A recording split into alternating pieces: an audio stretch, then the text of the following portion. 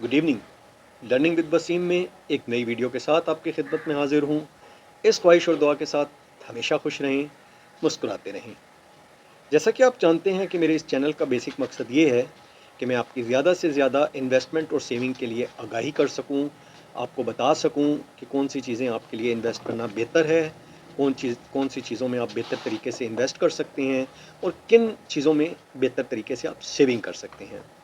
या मैं ये बताना भी ज़रूरी समझता हूँ कि इसके साथ साथ अक्सर व बेशतर मैं आपको उन एक्सपेंसेस के बारे में भी बताता रहता हूँ। ऐसे एक्सपेंसेस जो आप जानबूझ के या अनइंटेंशनली आप करते हैं और उसका रिज़ल्ट ये होता है कि आपके पास सेविंग के लिए पैसे नहीं रहते, इमरजेंसी फ़ंड के लिए पैसे नहीं रहते और फ्यूचर में आपको प्रॉब्लम्स या हर्डल फेस करनी पड़ती हैं। सो आज मैं आपको 4 चीज़ों के बारे में बताऊँगा। ये 4 वो चीज़ें हैं जिसमें मिडिल क्लास की ज़्यादातर लोग मिडिल क्लास के इसमें अपना पैसे को ज़ाया करते हैं। So you can say 4 things where middle class waste their money. So इन 4 चीज़ों पे जाने से पहले मैं एक चीज़ की और भी क्लैरिटी दे दूं कि मोस्ट ऑफ द टाइम सब कॉन्टिनेंट रीजन में और पाकिस्तान में जो मिडिल क्लास कंसीडर किया जाता है, दर हकीकत अगर वो उसको चेक करें तो वो मिडिल क्लास में भी फॉल नहीं करते और वो लोअर मिडिल क्लास की कैटेगरी में जा चुके होते हैं, जैसा कि मैं अपनी एक वीडियो मिडिल क्लास इल्यूजन या मिडिल क्लास ट्रैप में बता चुका हूँ। सो चलते हैं वीडियो की तरफ।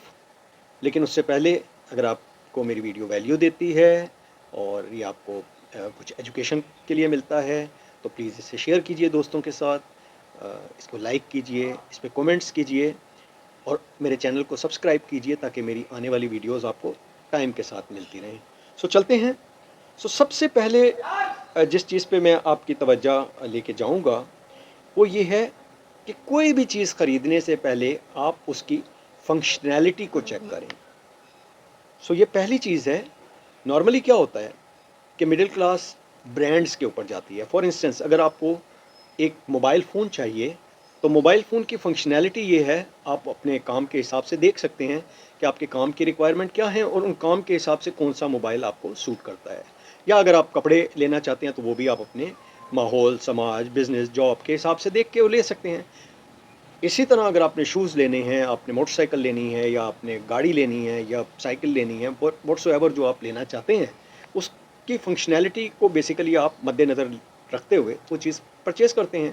लेकिन होता क्या है कि लोअर मिडिल क्लास में या मिडिल क्लास में अक्सर व बेशतर ऐसा होता है कि हम सिर्फ़ दिखावे के लिए या अपना एक इमेज बनाने के लिए वो चीज़ें परचेज़ करते हैं जो ब्रांडेड होती हैं, जो महंगी होती हैं। हालाँकि उनकी फ़ंक्शनैलिटी उतनी ही होती है जो एक आम प्राइस की चीज़ में मिल सकती है। इसको आसान लफ्ज़ों में हम इस तरह कह सकते हैं कि फॉर इंस्टेंस आपको एक मोबाइल फ़ोन चाहिए और उसकी जो रिक्वायरमेंट है वो अगर आप एक नॉर्मल चाइना का मोबाइल फ़ोन अच्छा वाला, अच्छे ब्रांड का लेते हैं और उसकी प्राइस से 30 टू 40,000 रुपीज़ है, तो उसी फंक्शनैलिटी का आपको एप्पल का फ़ोन या सैमसंग का फ़ोन उससे डबल या ट्रिपल प्राइस में मिलेगा या समटाइम उससे भी ज़्यादा 10 गुना प्राइस में मिलेगा। तो अगर आप अफ़ोर्ड नहीं कर सकते तो व्हाई डोंट, क्यों आप उसके ऊपर जाते हैं? क्योंकि ये सिर्फ़ और सिर्फ़ पैसे का ज़िया है। सो हमेशा याद रखें कि जब भी आप कोई चीज़ परचेज़ करें तो फंक्शनैलिटी को पहले मद्देनज़र रखें और फंक्शनैलिटी के बेस पे फ़ैसला करें कि आपने कौन-सी चीज़ लेनी है। और इसका एक बड़ा आसान सा टेस्ट भी है। वो टेस्ट ये है कि आप जो चीज़ लेना चाहते हैं उसकी प्राइस को 2 से मल्टीप्लाई करें। लाइक अगर आप मोबाइल फ़ोन लेना चाहते हैं और आप चाहते हैं कि 2 लाख रुपए का या 1.5 लाख रुपए का मोबाइल फ़ोन लें, तो थोड़ी सी देर उसको ज़हन में ये कैलकुलेट करें कि क्या अगर ये उससे डबल प्राइस का होता फिर भी आप इसको ले सकते थे। फॉर इंस्टेंस अगर वो 1.5 लाख का है तो क्या ये फ़ोन लेते साथ आपसे छिन जाए, टूट जाए या डैमेज हो जाए तो क्या आप फ़ौरन ऐसा ही मोबाइल ले सकते हैं? मीन्स कि आप 1.5 लाख की जगह 3 लाख रुपए खर्च कर सकते हैं मोबाइल के लिए, जिसमें आपका बजट भी मुतासिर ना हो। अगर ऐसा है फिर ठीक है, फिर आप ये मोबाइल ले सकते हैं। अदरवाइज़ आप कंप्रोमाइज़ कीजिए और अपनी ख्वाहिश को अपनी फंक्शनैलिटी के साथ रिलेट करते हुए चलिए। दूसरा पॉइंट जो है वो मेरा है हायर एजुकेशन। ये आजकल एक बहुत मेन चीज़ है। आम तौर पे माँ-बाप अपनी पूरी इन्वेस्टमेंट, पूरा पैसा कोशिश करते हैं कि बच्चों की एजुकेशन पे लगाएँ ताकि बच्चे एक अच्छी एजुकेशन हासिल कर सकें। इसमें कोई हर्ज नहीं है क्योंकि डेफ़िनेटली आप अच्छी एजुकेशन से ही एक अच्छा उनको करियर दे सकते हैं। मगर यहाँ ये डिफ़रेंशिएट करना बहुत ज़रूरी है कि क्या अच्छी एजुकेशन और फैंसी एजुकेशन में फ़र्क है? क्योंकि होता क्या है कि सम टाइम आप अच्छी एजुकेशन दिलाने के चक्कर में उन इंस्टीट्यूशन को भी के पास भी चले जाते हैं जो 90% फैंसी एजुकेशन होते हैं। लाइक वो बहुत अच्छा आपको एक पोर्ट्रेट करते हैं कि वो उनके पास फैकल्टी अच्छी है, उनका एटमॉस्फेयर बहुत अच्छा है, उनका एम्बियंस बहुत अच्छा है, उनके पास फैसिलिटीज़ ज़्यादा हैं। मगर जो मेन फोकस होता है एजुकेशन, उसमें जब आप उनके टीचर्स से मिलते हैं या उनकी फैकल्टी से मिलते हैं तो आप कहते हैं कि नो, इसमें तो कोई ख़ास बात नहीं है। तो ये सिर्फ एक स्टेटस सिंबल बन जाता है। लाइक इन पाकिस्तान अगर आप देखें तो आपको 4-5 ऐसे बड़े बड़े नाम नज़र आएंगे जिसमें हर एक की ख्वाहिश होती है कि उसमें अपने बच्चों को दाखिल करा सके, लेकिन वो ये नहीं देखते कि क्या इसका उतना बेनिफिट भी है जितनी आप उसके अगेंस्ट फीस पे कर रहे हैं, और क्या ये जो एजुकेशन दे रहे हैं क्या वाकई वो नॉलेजेबल और लर्निंग पे मुनहसर है, या सिर्फ वो एक आपको एक डिग्री दे रहे हैं। सो ये चीज़ें आपने हमेशा कैलकुलेट करनी है, और उसका बेहतरीन तरीका ये है कि जब भी आप अपने बच्चों के लिए एजुकेशन का इंतखाब करें तो एजुकेशनल इंस्टीट्यूट को मेरिट की बेस पे चेक करें, उसका ड्यू डिलीजेंस करें, उसके टीचर्स से मिलें, उसके जो एक्स स्टूडेंट्स हैं उनसे मिलें, और उसके जो एक्स स्टूडेंट्स के पेरेंट्स हैं उनसे मिलें, ताकि आपको एक सही आइडिया हो सके कि जिस स्कूल में आप अपने बच्चे का कैरियर तलाश कर रहे हैं क्या वो इतना इस काबिल भी है। सिर्फ फीस भरने से स्कूल अच्छे नहीं हो जाते, तो इस चीज़ को जहन में रखें। यहाँ मैं एक चीज़ और भी बता दूँ कि काफ़ी सारे ऐसे कमर्शियल इंस्टीट्यूशन जो चाहते हैं कि एक मार्केट में अपना नाम पैदा करें, तो उनके बारे में एक बहुत बड़ा कॉमन स्कैम ये भी है कि वो एक गारंटी देते हैं कि आपके बच्चे अगर हमारे पास पढ़ेंगे तो इनके लिए फ्यूचर की जॉब्स हम इन एडवांस आपको देंगे। होता क्या है कि वो आपसे इतनी ज़्यादा फ़ीस लेते हैं, उस फ़ीस के अगेंस्ट वो कुछ कंपनीज से कॉन्ट्रैक्ट कर लेते हैं जिसमें आपके बच्चे जब डिग्री लेके जाते हैं तो उनको वो हायर ज़रूर कर लेते हैं, बट वो हायरिंग सिर्फ 6 महीने या 4 महीने के लिए या मोर 7-8 महीने तक उसको वो रखते हैं, दैन वो उसको फायर कर देते हैं। तो ये चीज़ें आपने चेक कर लेनी है, और इसी की बेस पे आपने एजुकेशन का फ़ैसला करना है बच्चों की एजुकेशन के लिए, ताकि बच्चे अच्छी और बेहतरीन एजुकेशन ज़रूर हासिल करें, मगर वो अच्छी और बेहतर एजुकेशन नॉलेजेबल भी हो, सिर्फ इंस्टीट्यूट के नाम का ठप्पा ना हो, क्योंकि उसका आपके बच्चों के कैरियर पे कोई ख़ास असर नहीं होगा अगर वो उनकी नॉलेज बेहतर नहीं है, अगर वो कुछ करना नहीं जानते, सिर्फ एक नाम लेके जा रहे हैं तो। और ये भी ध्यान में रखें कि नॉलेज स्किलेबल होनी चाहिए, जिसको आप कह सकते हैं कि कोई हुनर वाली भी होनी चाहिए, जिसकी एक हमेशा डिमांड रहती है। इसको आप आसान लफ्ज़ों में इस तरह देख सकते हैं कि आज के दौर में इंजीनियरिंग करना तो हर कोई पसंद कर रहा होता है, लेकिन क्या एसोसिएट इंजीनियरिंग भी कोई करने जा रहे होते हैं? जबकि अगर आप जॉब का रेशो देखेंगे तो एसोसिएट इंजीनियर्स को जल्दी जॉब मिल रही होती है। उसकी वजह क्या है कि उनको वोकेशनल ट्रेनिंग प्रैक्टिस मशीनों पे, प्रैक्टिकल हैंड्स पे करवाई जाती है। सो ये सारी चीज़ों को आप जहन में रखते हुए एजुकेशनल इंस्टीट्यूट का इंतखाब करें। तीसरे नंबर पे जो मेरा एक बहुत बड़ा कंसर्न है वो है रिगार्डिंग मैरिजेस। नॉर्मली क्या होता है कि मिडिल क्लास अपना बहुत बड़ा एक एक्सपेंस मैरिज के ऊपर लगा देती है, अपने बच्चों की मैरिज का, और उसमें उनका इंस्टांस ये होता है कि शादी तो एक दफ़ा ही होनी है, हर दफ़ा तो नहीं होनी, तो इसलिए हम इस पर ज़्यादा से ज़्यादा क्यों ना खर्च करें। तो वो अपनी सेविंग इस पर लगा देते हैं, और इस सेविंग पे लगाने के बाद होता क्या है कि बाद में उनको कई जगह प्रॉब्लम्स हो जाते हैं। उससे बेहतर हल ये है कि आप नॉर्मल शादी करें, नॉर्मल क्राउड रखें, और बहुत ज़्यादा वेडिंग के ऊपर इन्वेस्ट ना करें।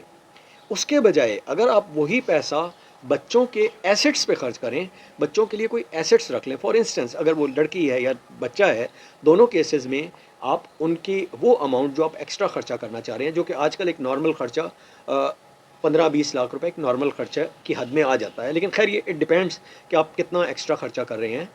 तो उसमें आप वो पैसा किसी म्यूचुअल फंड में इन्वेस्ट कर सकते हैं, किसी सेविंग सर्टिफिकेट में इन्वेस्ट कर सकते हैं, जो टाइम डिपॉजिट सर्टिफिकेट्स में इन्वेस्ट कर सकते हैं। इवन आप कोई अगर ज़्यादा आपके पास अमाउंट है तो आप कोई छोटा सा प्लॉट उनके लिए ले सकते हैं, क्योंकि ये वो चीज़ें होंगी कि बच्चों को शादी के बाद अपना कैरियर बनाने के दौरान साल में 6 महीने बाद, 2 साल बाद, 5 साल बाद उनको जब ज़रूरत पड़ेगी तो वो इस चीज़ का फ़ायदा उठा सकेंगे। लाइक आप एक छोटा सा प्लॉट उनके लिए लेते हैं तो मे बी वो 8 से 10 साल बाद इस काबिल हो जाएँ कि उसके ऊपर कंस्ट्रक्शन कर सकें, घर बना सकें।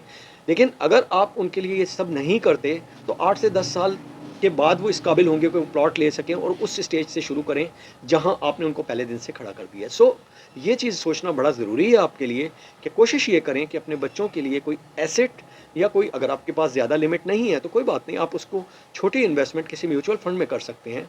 इवन अगर आप म्यूचुअल फंड में आप 10,000, 20,000, 50,000 रुपए की भी इन्वेस्टमेंट करते हैं तो वो टाइम के साथ साथ मल्टीप्लाई और कंपाउंड होती जाएगी, और एट द रिज़ल्ट क्या होगा कि किसी स्टेज पे जब आपके बच्चों को उसकी ज़रूरत होगी, स्पेशली शादी के बाद, तो वो फिर उसको बड़ी अच्छी तरीके से यूटिलाइज़ कर सकेंगे, उसकी यूटिलाइजेशन हो सकेगी। जबकि वेडिंग का या मैरिज का जो आप एक एक्स्ट्रा खर्चा कर देंगे, जिसमें आप हज़ारों मेहमानों को बुला लेंगे, आप स्टेजेस पे खर्चा कर देंगे, आप खाने पे खर्चा कर देंगे, और ये बेतहाशा खर्चा तो 4 घंटे बाद किसी को याद भी नहीं रहेगा। और इसकी एक बड़ी आसान एग्जांपल ये है कि आप अपनी कोई भी पुरानी शादी जो 7 से 8 साल पुरानी हो, उसको निकाल के देखें, तो उसमें आधे लोग आपको ऐसे नज़र आएंगे जिनके साथ शायद आपका उस शादी के बाद मुलाकात भी नहीं हुई। तो इस चीज़ को जहन में रखते हुए कोशिश ये करें कि पैसे को इस बेदर्दी से ना लुटाएं मैरिजेस पे, और इसको कहीं ना कहीं बेहतर तरीके से इन्वेस्ट करें उन्हीं बच्चों के लिए जिनकी शादी पे आप ये लुटाना चाह रही हैं। लास्ट मेरा पॉइंट है purchase of non utilised asset. देखिए होता क्या है कि काफ़ी दफ़ा ऐसा होता है कि आप ऐसा एसेट ख़रीद लेते हैं जो कि आपके किसी काम का नहीं होता। इसको आसान लफ्ज़ों में मैं इस तरह कहूँगा कि आप एक इश्तिहार देखते हैं जिसमें एक प्लॉट है कि ये इस वक्त कराची सिटी से 40 किलोमीटर दूर एक प्लॉट है, और फ्यूचर में ये बहुत बड़ा एक जगह बन जाएगी और हो जाएगा। मतलब ये सारे ड्रीमिंग होते हैं बेसिकली, और उसको आप ख़रीद लेते हैं। अच्छा, अब वो आपको हैंड ओवर भी हो गया, मिल भी गया, लेकिन वो आपके लिए बेमकसद है, क्योंकि ना आप उस पर कोई कंस्ट्रक्शन कर रहे हैं, ना उस पर आपके बच्चे कोई उसके लिए इस्तेमाल कर सकते हैं रहाइश के लिए। सो वो आपके लिए एक बेमकसद चीज़ हो जाती है, और एट द एंड क्या होता है कि वो आप उसको 10 साल तक, 5 साल तक, 15 साल तक इस्तेमाल नहीं कर सकते। सो पहले फर्स्ट स्टेज में मैं मिडिल क्लास लोगों को और लोअर मिडिल क्लास लोगों को ये एडवाइस करूँगा कि पहले उन चीज़ों पे इन्वेस्ट करें जो आपके लिए फंक्शनल हैं, जो ऐसे एसेट यूज़ लें जहां आप इन्वेस्ट करके उसकी यूटिलाइजेशन ले सकते हैं, या आपके बच्चे 3-4 साल में, 5 साल में उसकी यूटिलाइजेशन ले सकते हैं। आप किसी जगह एक फ्लैट लेते हैं, ऐसा फ्लैट जो 2 साल में बनता है और वो आपके बच्चों को 3-4 साल बाद काम आ सकता है, दैट्स गुड, वो एक अच्छा एसेट है। लेकिन उसकी जगह आप एक ऐसा प्लॉट ले लेते हैं जो 500 गज़ का प्लॉट है लेकिन बहुत दूर है, और अभी उसको बनने में 15 या 20 साल चाहिए, और फिर आपके बच्चे इस इंतज़ार में रहें कि 15-20 साल, 25 साल बाद उस पर जाके कंस्ट्रक्शन कर सकें, तो उससे बेहतर वो चीज़ है जो उनको यूटिलाइज़ करने में काम आ सके। सो ये वो 4 बेसिकली गलतियाँ हैं, ये वो 4 वेस्टेज हैं जहाँ आमतौर पे मिडिल क्लास लोग बहुत जल्दी अट्रैक्ट भी हो जाते हैं और अपनी सेविंग को और अपनी इन्वेस्टमेंट को ज़ाया कर देते हैं। तो इसको जहन में रखिए, कोशिश कीजिए कि यहाँ अपने पैसे को ज़ाया ना कीजिए, ताकि यही पैसा आपके लिए काम आ सके, आपको बेहतरी प्रोवाइड कर सके। इसी के साथ आज की वीडियो में मैं आपसे इजाज़त चाहूँगा। नेक्स्ट वीडियो में एक नए टॉपिक के साथ फिर हाज़िर होंगे। उस वक्त तक के लिए अल्लाह हाफ़िज़।